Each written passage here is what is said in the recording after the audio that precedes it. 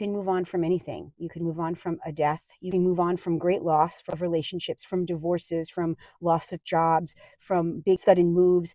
You can move on from it all. You just have to keep going and know that there will be fertile ground for you to plant new things. So, the lesson that I learned on this healing journey is one of non attachment. And non attachment means letting go of anger and pain that was caused by people who probably reacted out of fear.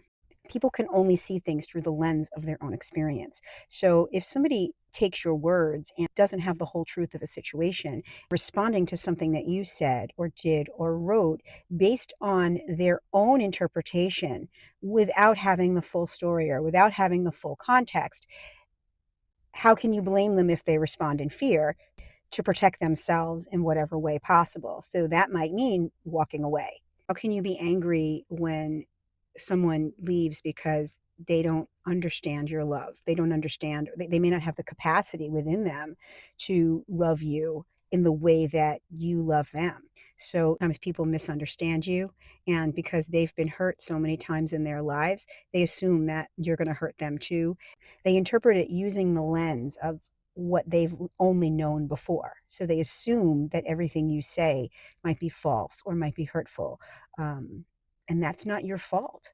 And so, how can you be angry about that? Because that person's responding from a place of past pain, of past trauma. When you look at things from a bird's eye view and you look at each person involved in the situation, including yourself, and you see everybody's pain and everybody's trauma and everybody's scars and where they're all coming from, you can't hold anger. You have to find forgiveness. And it allows you to separate, it allows you to let them go.